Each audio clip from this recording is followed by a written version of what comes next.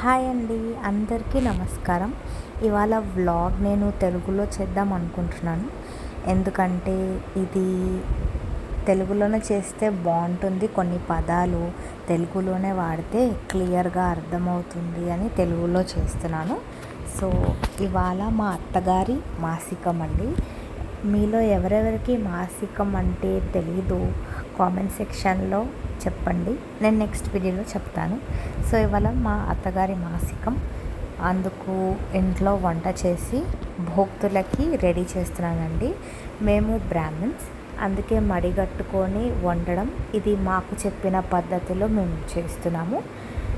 అయితే ప్రతి మాసికానికి 3 కూరలు, 3 పచ్చళ్ళు, పరవాన్నం, పెసరపప్పుతో చేసిన పప్పు అంటే ఉత్తపప్పు, ఏ వెజిటబుల్ లేకుండా, అన్నం, పరవాన్నం, గారెలు, బూరెలు, చారు చేస్తామండి. ఇది ప్రతి మాసికంలో చేయవలసిన వంట. మరి పచ్చళ్ళలో 3 పచ్చళ్ళలో ఒకటి అల్లపు పచ్చడి, అంటే అల్లము, చింతపండు, బెల్లంతో చేసిన పచ్చడి. ఒక పచ్చడి నువ్వుల పచ్చడి, అంటే నువ్వులు, చింతపండు, మిరపకాయ, ఉప్పుతో చేసిన పచ్చడి. మా అత్తగారి వైపు నువ్వుల పచ్చడి చేస్తారు, మా అమ్మ వైపు నువ్వుల పొడి చేస్తారు. ఇంకా 3వ పచ్చడి ఇంకా మన ఇష్టం, ఏ వెజిటబుల్ పచ్చడి అయినా చేయొచ్చు. కాకపోతే మాసికం వంటలో వంకాయ, సొరకాయ, బంగాళదుంప, మన దేశంలో పండని కూరలు అంటే షిమ్లా మిర్చ్, అటువంటి కూరలు వండరండి. దేశీ కూరలే వండుతారు. దొండకాయ, బెండకాయ, తోటకూర, బీరకాయ, ఇటువంటివే కూరలు చేస్తారు. సొరకాయ చెయ్యరు అండి, మా సైడు పనికిరాదు. సరే, ఇవాళ అయితే నేను వంటలో బీరకాయ కూర, నువ్వుల పొడి, ఉప్పు, పచ్చిమిరపకాయ వేసి చేశాను.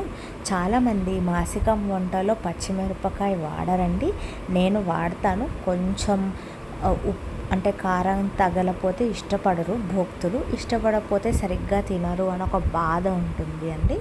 అందుకే నేను కొంచెంగా కారం తగిలించి అన్నిటికీ కూరలు చేస్తాను.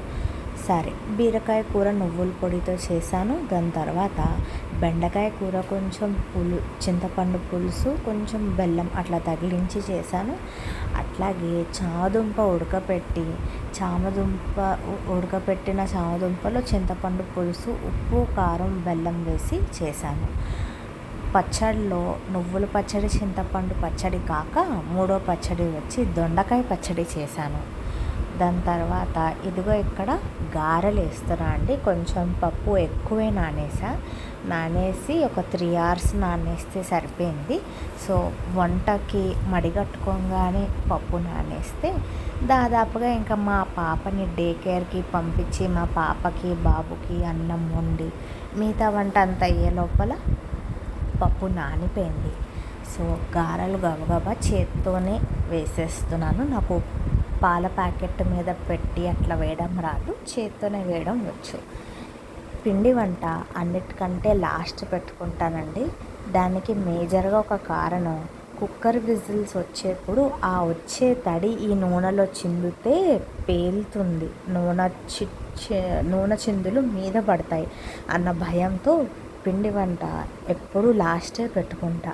పిండి వంట ఎంత సమయం పడుతుందో మిగతా కూరలు, పచ్చళ్ళు చేయడానికి అంత సమయం పడుతుంది నాకు.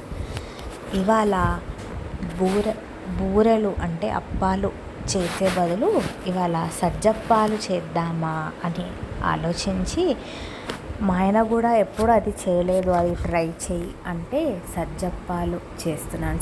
సజ్జప్పాలు అంటే హల్వా చేసి, సూజీ అంటారు కదా, సెమోలినా హల్వా చేసి దాన్ని పిండిలో స్టఫింగ్ చేసి ఇట్లా పూరిలా పొంగించడమే. అదిగో అది హల్వా, అది పిండి, దీంతో చేశాను. అట్లాగే చక్కగా ఉన్న సజ్జప్పాలు ఒక చిన్న గ్లాసుడు కొలతతో చేశాను. వాటితోనే మాకు 20 సజ్జప్పలు వచ్చాయి.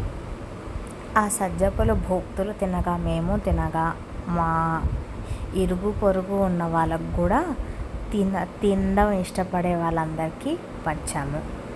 ఇట్లా గబగబా చేసేసుకున్నాను. ఈ వీడియో మీకు నచ్చింది అనుకుంటున్నాను. బాయ్.